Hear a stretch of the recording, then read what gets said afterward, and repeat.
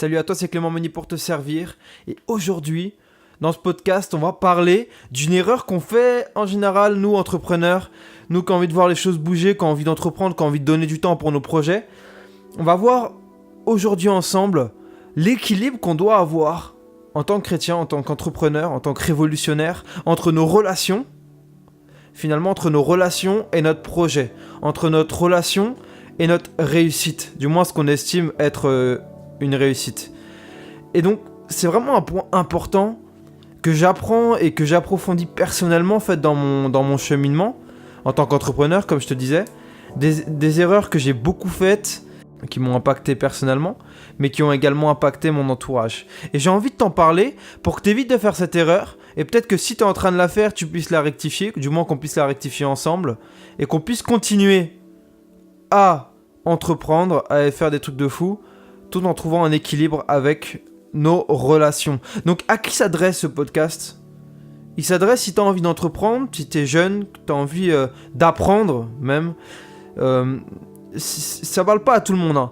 Mais si tu as envie vraiment de faire les choses propres, comme on pourrait dire, de voir bouger les choses, de devenir un acteur, mais de faire les choses correctement, de pas négliger les autres, mais de faire les choses avec un équilibre. Peut-être que si tu es marié ou si tu es dans le projet de te marier, ou n'importe quoi, du moins d'avoir une famille et tout ça, que tu veux apprendre à pouvoir gérer les situations, finalement les conflits, les difficultés entre ton travail, entre ce que tu aimes faire et puis en même temps gérer toutes les obligations, on va dire, externes et internes. Parce que l'erreur qu'on fait en tant qu'entrepreneur, alors qu'on veut commencer notre projet en tant que révolutionnaire, et si tu m'écoutes certainement t'en es un, c'est qu'on pense, et c'est ce qu'on dit souvent, et si tu m'écoutes un peu, tu sais que tu commences à savoir que j'ai pas envie de te dire les choses que t'entends partout. C'est pas du tout ma vision, le but c'est qu'on voie des choses qui sortent de l'ordinaire, sinon on serait pas des révolutionnaires si on copiait sur les autres. Donc, l'erreur qu'on fait le plus souvent, c'est qu'on se dit que travailler, c'est le plus important. On se dit que pour réussir son projet, pour réussir à entreprendre son truc de malade, on se dit que travailler, c'est vraiment ce qu'il y a de plus important. Et ça, on l'entend partout, tu vois. Les coachs qui vont te dire dans tous les sens, il faut que tu travailles, tu te sors les mains de tes poches et puis tu commences à travailler 72 heures par semaine ou des trucs de taré, des trucs surréalistes, quoi, un truc de fou. Et on développe un peu ce truc de se dire ok, moi j'y vais, je travaille, je me mets dans ma bulle, j'y vais à fond, faut faire des sacrifices, je fais des sacrifices, faut faire des sacrifices, et j'entendais quelqu'un qui disait ça, il expliquait ses sacrifices, et en fait le mec, et c'est pas pour juger, le mec avait sacrifié en gros sa famille, avait sacrifié, il a divorcé pour finalement se livrer à son projet, à son rêve, et entreprendre. Et là on va voir en fait pourquoi il faut pas faire ça en fait. Et on va réfléchir ensemble. C'est une bêtise. Évidemment, tu vas peut-être réussir. Si tu mets ton temps, tu vas réussir. J'en suis certain, tu vois. T'as les capacités pour réussir, t'as le potentiel pour réussir. Tu vas réussir. Si tu t'entreprends, tu fais des sacrifices, tu sacrifies ta famille, tu sacrifies tes amis, tu sacrifies toutes tes obligations, t'oublies même de manger le midi, bah tu vas réussir, c'est sûr. Tu vas réussir. Mais à quel prix, en fait ? À quel prix tu vas réussir ? Et on va voir ensemble pourquoi faire ce prix, pourquoi faire ce sacrifice ? Est-ce que ça vaut vraiment la peine de faire ce sacrifice ? Et personnellement, je l'ai fait ce sacrifice. C'est pour ça que je t'en parle. C'est pour ça que je suis légitime de t'en parler. Ça va faire maintenant plusieurs années que j'entreprends. Ça va faire plusieurs années et que j'entreprends dans diverses choses. Et j'ai toujours été passionné par ce que je faisais, tu vois. Les gens qui ont été autour de moi, ils ont toujours reconnu ça, que j'étais vraiment un passionné. Et je pouvais travailler des journées de 10, 12 heures de travail, tu vois. Et sans me dire, ok, sans même me dire que j'ai beaucoup travaillé, juste en me disant, j'aurais pu faire plus, tu vois. Et tout le temps, j'ai un peu évolué dans mes projets avec cette mentalité de me dire, ok, j'ai fait 10 heures aujourd'hui, qu'est-ce que j'ai fait ? Et puis, avec cette insatisfaction de dire, ok, j'aurais pu en faire plus, et travailler toujours dans cette mentalité de se dire j'aurais pu faire plus, un peu avec cette culpabilité, tu vois, de vouloir toujours faire plus. Donc peut-être que tu te reconnais dans ça, certainement que j'étais pas tout seul à évoluer dans cet univers, certainement que toi aussi, peut-être que tu m'écoutes et tu te dis ah ouais, en fait c'est exactement moi. Et donc je m'investissais 90% de moi, tout mon temps dans mon projet, dans mes projets. dans tous les projets que je voulais entreprendre, toutes les choses que je voulais faire, toutes les choses que je voulais bouger. 90%, 95% de mon temps, c'était livré à ça. Je rentrais chez moi, je me levais le matin, je travaillais, je rentrais chez moi si j'étais sorti quelque part.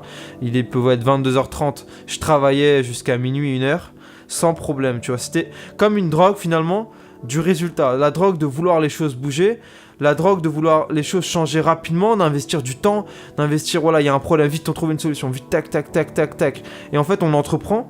Et en fait, je me suis rendu compte, dans cette bulle, tu vois, avec la tête dans le guidon, et ça il y a quelques temps, tu vois, c'est peut-être que toi tu l'as déjà compris, tu te dis, mais Clément, c'est évident. Je sais pas, mais tant mieux si tu l'as déjà compris. Et j'ai réalisé il y a quelques temps, je me suis dit, mais en fait, pourquoi je délaisse autant mes relations ? Pourquoi j'ai complètement cessé, limite, d'alimenter la moitié de mes relations, alors qu'en fait, je fais que travailler. Finalement, mes projets avancent, comme je te dis. Ça va avancer. Les coachs qui te disent ça, c'est facile de le dire, tu vois, c'est évident, tu vois, c'est une relation de cause à effet. Tu donnes tout ton temps, tu travailles pour un truc, tu vas avoir des résultats, c'est sûr. Le problème, c'est que tu auras des conséquences. Tu auras des conséquences qui seront graves. Des conséquences qui seront graves et qui vont finalement être tellement grandes que tu vas même perdre cette réjouissance d'avoir fait évoluer ton projet.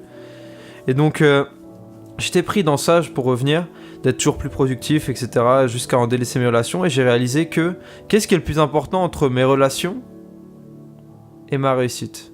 Quand je te parle de relations, je parle de famille, je parle d'amitié, je parle de rencontres. Je parle de tout ce que tu construis avec l'humain, en fait, finalement, tout ce que tu construis avec des personnes en face à face. C'est vraiment, ça englobe beaucoup de choses, les relations. Ça enveloppe d'ailleurs presque tout ton quotidien, parce que quasiment tout le temps, tu es en relation avec des personnes, etc. Et donc, qu'est-ce qui est le plus important ? Et c'est la question que je te pose. J'ai pas envie de te répondre directement, même si je t'ai un peu influencé. Mais on va faire comme si tu effaces toute ta tête et tu vas répondre maintenant à cette question. Qu'est-ce qui est vraiment le plus important pour toi entre les relations et la réussite de ton projet ? Qu'est-ce qui est le plus important entre alimenter tes relations, les nourrir, les arroser, les voir grandir, les voir fleurir, ou alors ajouter 1 million d'euros sur ton capital, faire développer des centaines et des centaines, des milliers de projets, voir évoluer... comme on pourrait dire dans le milieu chrétien, le royaume de Dieu, etc., faire avancer les choses, enfin bref, tout ça. Qu'est-ce qui est pour toi le plus important entre les deux ? Imagine, je vais t'aider un peu à réfléchir. Imagine travailler à en délaisser sa famille. Là, je suis en train de dire, dans le chemin que j'étais en train de suivre, et peut-être que tu suis, imaginez...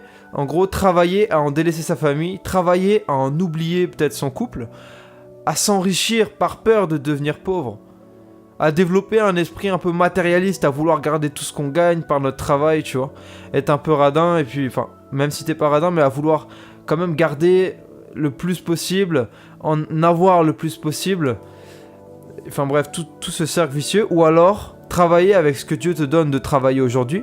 Peut-être qu'aujourd'hui ça sera 2 heures, demain ça sera 10 heures. Peut-être qu'après ça sera 8 heures, peut-être ça sera que 4 heures parce qu'il faudra que tu passes l'après-midi avec quelqu'un. Voilà. Et donc travailler ce que Dieu te donne de travailler au quotidien finalement. Mais de privilégier tes relations, d'avoir finalement là où tu donnais 80% de ton temps, le diviser pour pouvoir donner plus de temps pour les personnes, plus de temps, là où tu gagnais de l'argent avec ce temps, finalement tu te dis ok, je vais pas en gagner, je vais pas faire avancer mes projets, peut-être que je vais me mettre en retard, mais je vais le donner pour les relations. Mon projet va avancer plus lentement, c'est sûr, mais par contre je serai mieux entouré, j'aurai de vrais amis, et je pourrais savoir que j'ai des personnes sur qui compter. Je vais savoir également que ma situation va pas peser sur les autres, mais que je vais être aussi épanoui finalement dans mes relations. Donc qu'est-ce qui est le plus important pour toi entre ces deux situations ? Qu'est-ce que tu es prêt à faire entre ces deux situations ? Est-ce que tu es prêt à tout sacrifier ? Ou est-ce que tu es prêt à investir, à sacrifier ton projet pour investir dans les relations ? Et personnellement, la conclusion que j'ai eue, et je l'ai eu un peu à travers un verset pour citer la Bible. Alors j'ai pas la référence, mais je vais te le citer, tu vas très bien comprendre. En vain, vous levez-vous le matin et vous couchez-vous tard. Et mangez-vous le pain de douleur. Il en donne autant à ses bien-aimés pendant leur sommeil. Je répète, en vain vous levez-vous le matin, vous couchez-vous tard, et mangez-vous le pain de douleur, il en donne autant à ses bien-aimés pendant leur sommeil. Pour t'expliquer rapidement le contexte, on va dire, il parle en fait des personnes en gros qui ne dépendent pas de Dieu au début, qui se lèvent le matin, qui travaillent tard, qui se butent pour en gros gagner leur pain, manger, etc. Et à côté, en fait, les personnes qui, on va dire, dépendent de Dieu, marchent avec Dieu, croient en Dieu, etc., qui se remettent en gros leur temps et leur argent, leurs finances, tout, etc., tout entre les mains de Dieu, en gros, il dit que ces personnes-là, pendant leur sommeil, Dieu va faire bien plus que ceux qui travaillent acharnément, quoi, tout dans leur quotidien. Donc en fait, ce verset, c'est assez une grosse révélation pour nous les entrepreneurs, tu vois. C'est un peu une réponse à nous qui veulent voir les choses bouger, qui veulent entreprendre, qui veulent être des révolutionnaires et transformer les mœurs, etc., briser les barrières de fausses mentalités et tout ça. C'est un peu un encouragement pour nous à se dire, ok, on peut dépendre de nous-mêmes et travailler tôt le matin et jusqu'à tard le soir à manger le pain de la douleur, à souffrir pour notre projet, à faire des sacrifices qui en valent pas la peine. Ou alors on peut investir dans nos relations, on peut investir sur finalement ce pourquoi on est créé, sachant que ce que je crois, c'est que l'homme a été créé pour les relations. L'homme a été créé davantage pour les relations que pour le travail. Je pense pas que l'homme a été créé pour travailler même de base. Je pense pas que l'homme a été créé pour le travail. Le travail est un outil, encore une fois. Mais ce que je crois c'est que l'homme a été créé une partie pour les relations. Pour les relations qu'on peut mener avec les autres, avec notre famille, etc. Finalement, ces moments de qualité qu'on peut passer avec des amis, ces moments de qualité qu'on peut passer avec ses parents, à discuter, à apprendre à se connaître, à s'encourager, à s'apporter des paroles d'encouragement, et j'en ai parlé sur la chaîne IGTV sur mon Instagram, le lien est dans la description si tu veux aller voir, à partager finalement des bonnes paroles, à s'encourager, à être là les uns pour les autres. Je crois que l'homme a été créé pour ça. Dieu a créé l'homme pour ces choses-là, mais Dieu n'a pas créé l'homme pour travailler. En soi, comme je dis, travailler c'est important, travailler c'est aussi important pour ton projet, c'est sûr, mais c'est pas le plus important. Donc c'est vraiment ce que je veux que tu saisisses dans ce podcast, et c'est ce que je suis en train d'apprendre, de mettre en action, on va dire, parce qu'il y a toujours ce temps où tu dois apprendre, tu dois considérer qu'ok, tu as des manquements sur ça, ok, t'apprends, tu vois. L'apprentissage, ça se divise en 16 étapes finalement. Alors je sais plus exactement c'est dans quel livre, mais en gros c'est la première phase d'apprentissage, c'est de reconnaître que on a un manquement à un niveau. De reconnaître finalement notre manque de connaissances, c'est la première phase d'apprentissage. Et donc là, peut-être que, en tout cas pour moi personnellement, je me suis rendu compte qu'à ce niveau-là, j'avais un manque de connaissances. C'était la première phase d'apprentissage. Après, tu te formes. C'est la deuxième phase. Donc c'est ce que tu fais finalement avec les podcasts, avec ce qu'on fait un peu de façon hebdomadaire ensemble. On se forme.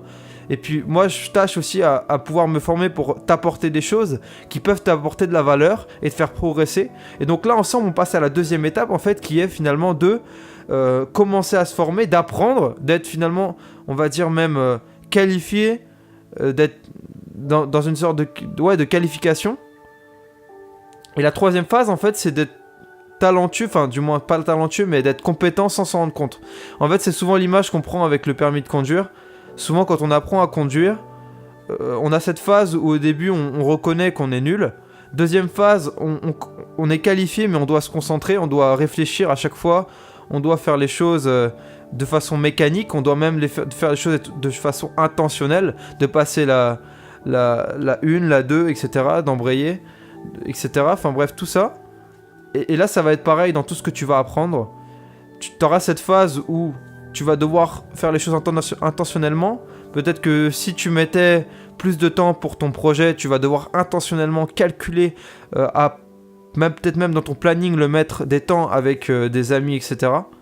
Tu vas devoir le faire jusqu'à ce que tu passes à la troisième phase, en fait. Et si tu as le permis de conduire, tu vois ce que c'est.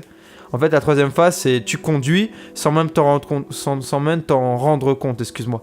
En gros, t'es dans cette étape où conduire devient naturel pour toi.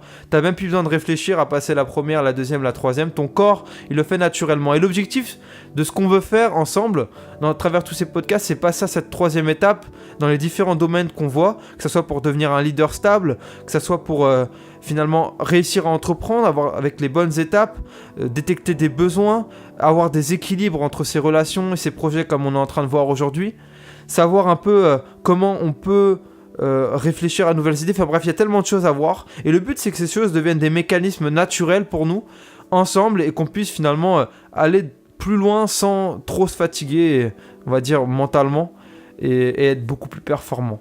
Donc j'espère que ce podcast t'a aidé. Je t'encourage encore à trouver un équilibre. Maintenant, si t'es plutôt du style à mettre tout dans tes relations et zéro dans tes projets, investis dans tes projets, parce que c'est sûr que si tu le fais pas, personne le fera pour toi.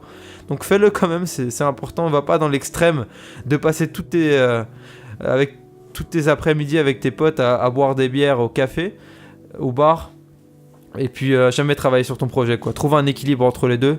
De toute façon, tout se base sur ça, sur l'équilibre que tu vas trouver entre les deux. Je te souhaite une excellente journée. Je sais pas si tu m'écoutes le matin ou le soir, ou si tu es en train de te faire la cuisine ou ton repassage ou n'importe quoi. Mets ces choses en application. Le but, c'est que tu les mettes en application. Alors, envoie-moi un message si tu as des questions, si tu as des thèmes que tu aimerais bien qu'on aborde tous les deux. Si n'importe quoi, si tu veux que je t'appelle un coup, qu'on discute ensemble, il n'y a aucun problème. Tu m'envoies un message de préférence sur Instagram. Donc de toute façon, tu peux t'abonner. Ça, c'est en description. Donc n'oublie pas aussi de t'abonner sur la chaîne YouTube. C'est vachement encourageant pour moi. T'appuies sur la cloche aussi pour avoir des nouvelles, des nouveaux podcasts, des nouvelles vidéos, du nouveau contenu qui sort directement. Donc c'est super avantageux pour toi. Et une dernière chose, et ça je t'en parle rapidement, j'ai mis en place dans le lien de la description une cagnotte. Enfin du moins quand je dis une cagnotte, c'est plutôt si t'as envie de me faire un don, t'as envie de donner quelque chose parce que le podcast te parle, parce que ça te parle, ça t'encourage, ça t'emmène à aller plus loin, et que t'as envie de faire un geste en échange, bah n'hésite pas, t'as juste en dessous, t'as le lien, tu cliques dessus. Et puis je vais le redire à chaque fois, t'inquiète pas, mais tu peux aller sur ce lien, tu peux mettre 1 euro, 2 euros, n'importe quoi. Si tu veux m'encourager, mettre un mot. Et puis comme ça aussi, moi ça m'encourage à pouvoir te fournir, à prendre encore plus de temps pour le contenu, etc. Donc je te souhaite encore une deuxième fois une excellente journée. C'était Clément pour te servir, on se retrouve la semaine prochaine pour du nouveau contenu ou sur mon compte Instagram. Ciao!